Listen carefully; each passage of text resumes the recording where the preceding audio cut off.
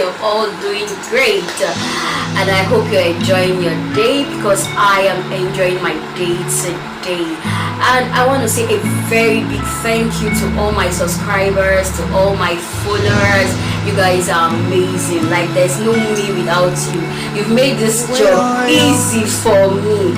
Thank you for all your comments. Like, it's giving us small, should I say, it's encouraging us to keep doing what we are doing. And now we'll go straight to why we are here today. But before I bring in our topic, we want a quick break, and I will introduce who my guest for today is. Don't go anywhere, stay.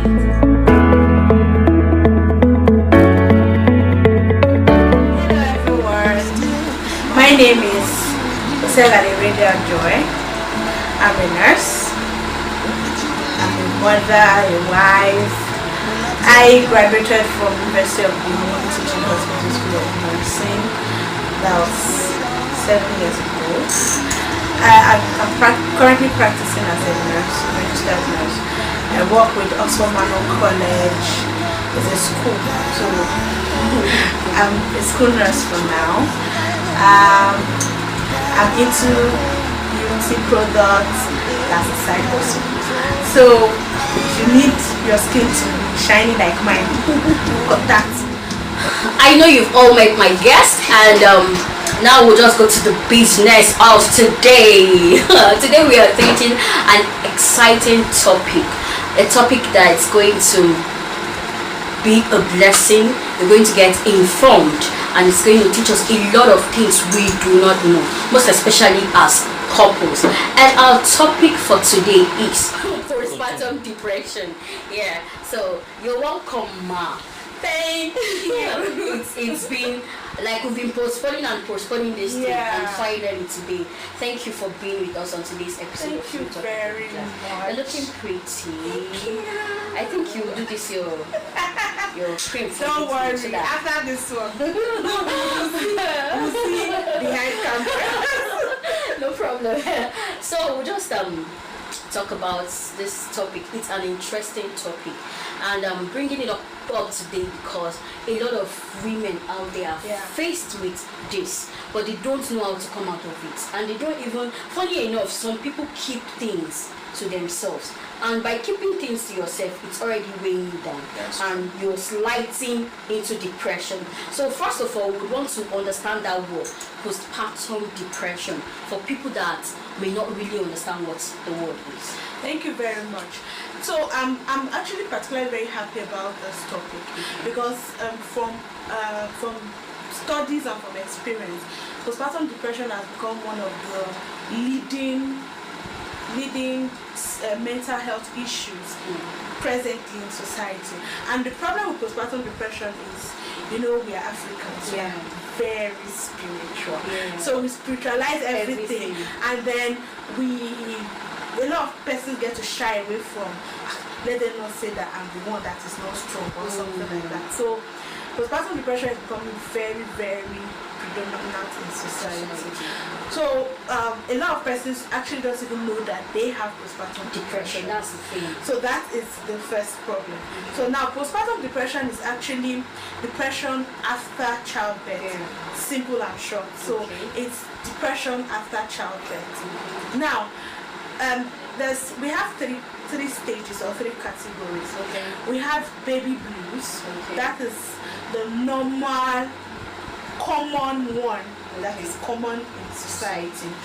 Then we have postpartum depression, and then we have postpartum psychosis. Now, baby blues is how will I put it? Okay, baby blues is a milder form of postpartum depression. With baby blues, it happens within the first few days after delivery, and then the symptoms are not as bad as postpartum depression. The symptoms are just anxiety, mood swings, insomnia, not being able to sleep, and then you get agitated, panic attacks, and all of that. And then feeling of worthlessness, like I can't take care of my baby, and all of that. So those are mild forms of postpartum depression. Now, postpartum depression being more like stage 2, the symptoms are worse than baby blues. Postpartum depression, you have suicidal thoughts and suicidal tendencies. Like you feel like I want to kill myself, and I want to kill my baby, and that's why with recent news these days, see people stuffing their baby into the toilet, see people stuffing their baby into the sink and things like that. Those are signs of postpartum depression.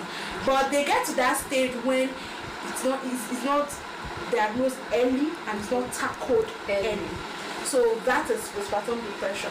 Now when it goes deeper, it now gets to postpartum psychosis. That is rare, but it's not. It doesn't mean it doesn't happen.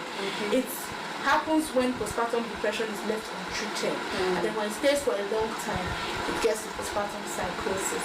Now postpartum psychosis is person is mentally fully mental and all of that. So we're not going to postpartum psychosis. So we just stop having so you don't get people scared. Exactly. So postpartum depression is actually it's an emergency.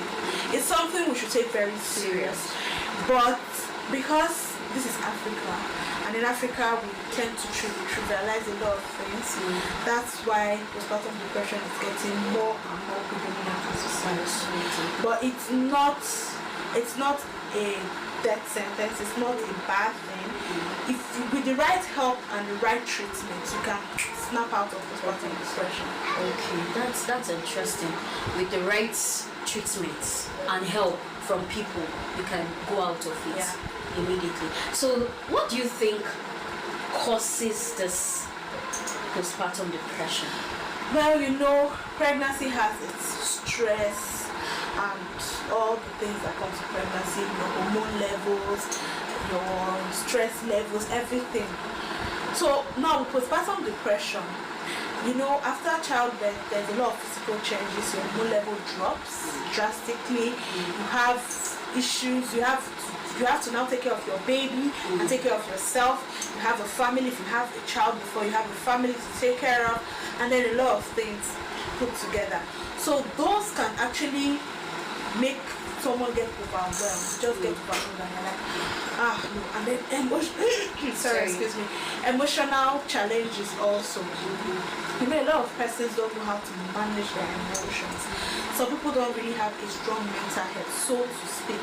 And so someone that's already at the brink of going into a depression, with all the overwhelming things happening after you have a baby, person just goes into depression. So those are one of the causes of it. So we would go to the next question, which is how do we handle? How do you think we can handle postpartum depression? As a new mother, whether you've had a child before or it's your first child, as a new mother, there are some things you should know. You can never do everything. You can never get everything done. You are the best person to take care of your child. You know what best for your child. And then you should always ask for help when you need it. So if you can know these 3 things, you won't have to get to that point. Now, as a new mom, know that you can't do everything. Now, juggling up, taking care of your child, you want to please your husband, you want to take care of your child, you want to please your in-laws, you want to please your family, you want to do this. It's overwhelming. Before you know what is happening, you start breaking down. And then, as a new mom, you should expect that you will not know everything. And don't take in what everybody tells you, Google line and sinker. Take everything with a pinch of salt. Okay, so people tell you, as a new mom, you have to take this, you have to take this, you have to take this. Okay, examine everything. Choose the one that is best for you. Yes, you weigh everything. By the time you want to do what everybody says, your mother-in-law says, I have to use hot water to massage your body. And doctor said, don't use hot water. Your mother said, I have to use this. I have to use shea butter. I have to do this. And then you are like, okay, let me please my mom, let me please this, but you get overwhelmed, you get worn out, and you get exhausted. And with all of this happening around you, you have a baby to take care of, you have yourself to take care of, you get overwhelmed. Your husband is there, you get overwhelmed. But if you can ask for help, like you have a mother-in-law. Okay, mommy, you do this, you do this, you do this in a very respectful way. Mother-in-law, you do this, you do this, you do this, you do this. I need to sleep. Mother-in-law, it's your time to take care of the baby. I need to get some rest. Mom, it's your time to take care of, I need to get some rest. Then when you delegate duties, and then you discover that even if you would have had postpartum depression, you will be able to manage your emotions, manage the situations and all of that. But a lot of people don't want to ask for help. Maybe for some reasons I don't know, they don't want to ask for help, or maybe they don't have people around that can help them. And you know, this is Africa, we are very superstitious, so to speak. I don't want someone to guide my baby. I don't want this one to bewitch my baby. I don't want this one to do this to my baby. And so we become very overly conscious and all of that. And at the end of the day, you are overworking yourself, and you are draining yourself, and you get exhausted easily. So that if we can manage the situation, you can ask for help when it's necessary. Always ask for help when it's necessary. You can't do all things. You are just one person. You are not a machine. If it's possible, if you don't have a washing machine, get one if you can get it. If you need a dishwasher, get one. No, there's nobody that says you cannot use a dishwasher. After all, the people that do the dishwasher, they had sense. Yes, those things make things easy for you. Because having a new baby is stressful. A baby is not like an adult. A baby doesn't understand anything. The baby wants to eat. The baby is not the baby's business whether you are ready or it's not the baby. The baby wants to eat, and then the baby starts crying and crying, and those crying starts getting to you one way or the other. So to avoid that, avoid breaking down, just ask for help, get help. And family members too, don't wait for the wife to ask for help. As a family member, if my brother has a baby and then I go to visit him and I discover that your wife is stressed out, your wife is working herself up. If I cannot help, I will look for someone that can help. So you should, as family members, we should not wait for the wife to ask. Because some women will not want to answer, they will not say, I am a lazy wife. And that's another cause of postpartum depression. Like, you are trying to be Jack Chan. Don't want them to say you're a lazy wife. And so you want to do everything. So if the wife might not want to ask, because she doesn't want them to say, I'm a lazy wife, I don't want to. So if you discover that she's overworking herself, offer the assistance you can. If you can't be there all the time, maybe you're a busy person, you can get them a help. And then you make things easy. So instead of waiting for the wife to come and ask, I need, so you can do that also. Thank you very much. I know we have learned a lot. Like I've learned I can't do everything on my own. I can't do everything. I need to ask for help. When it's necessary, ask for help. Don't do anything. As in short, don't be everywhere. And besides, I will say in-laws, the husband can help. You have to know it's the two of you that have the brain. Yes. If he has a less busy schedule, if he's an 8 to 4 person, he can help. He can come back from work and then he can tell you, baby, don't bother making dinner. I'll come back and make dinner. If mom must not cook dinner, you can buy food from them. Yes, because that way your stress is relieved. You don't get to do too many things. You don't get to juggle up. You just have to now concentrate on yourself and on your baby. And then, so another thing that still gets to a lot of women is when they're unable to make breast milk. It's difficult for them to get breast milk, and then they start feeling this, I'm not a mother, I did not breastfeed my child. Please don't go and kill yourself. You must not breastfeed your child. If you don't have breast milk, that's why there's formula. In fact, there are 1,001 brands of baby formula. Give your baby formula. It doesn't make you less of a mother. So we should, and women, we should just learn to debunk all the superstitious things they loaded into our head when they bring it to husband's house. That you have to start debunking a lot of them, because in real life it's not. Most of them are not obtainable. Most of them are not of really that important. Like you have to breastfeed your child. If you don't have enough breast milk, go substitute with baby formula. Doesn't make you less of a mother. Yeah. If you have enough breast milk, fine, you can do exclusive. But if you don't have, don't work yourself into depression because you want to give your baby. Thank you very much. I think we'll just have to cut here for the sake of time, but we'll be having her again and again in the studio because this topic is not something you can just exhaust in a day. Thank you for being with us on today's episode. Thank you very much. DebbyJazz. We have learned a lot, and I know my viewers out there have learned a lot. If there's a word I want you all to go home with today is, please ask for help from people.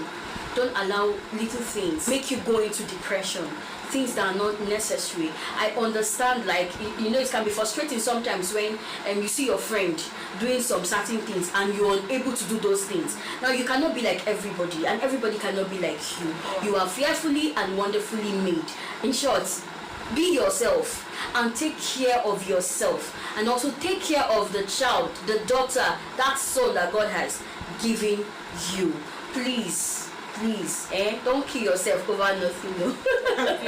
Because those people you're killing yourself for, tomorrow, God forbid, something happens, you will go and they'll still be there, and another person will take your place. So please, no matter what you're going through, this depression thing is something I don't like hearing, and I don't want to see anybody going into depression. Please, no matter what it takes, please make sure, as you've learned from her today, that you don't go into depression. And one more thing, we women should learn to open up. Never bottle up things. Just know that you're not the first and you'll not be the last. You are not the first to go through anything you are going through, and you won't be the last person. So if you notice anything, be it, it doesn't even have to be depression. If you are going through any stress, there must be someone to talk to. If you don't have anyone in your circle of friends, you have someone in your church or in your mosque or your workplace. There must be someone somewhere you can talk to. Just that talking alone can save you from a lot of mental health issues. Thank you very much, ma'am. Thank you. We love you. We love you. Please, let's do the same time, same place next week. We love you, and please don't forget to subscribe to my YouTube channel. Do have a lovely day ahead. Bye.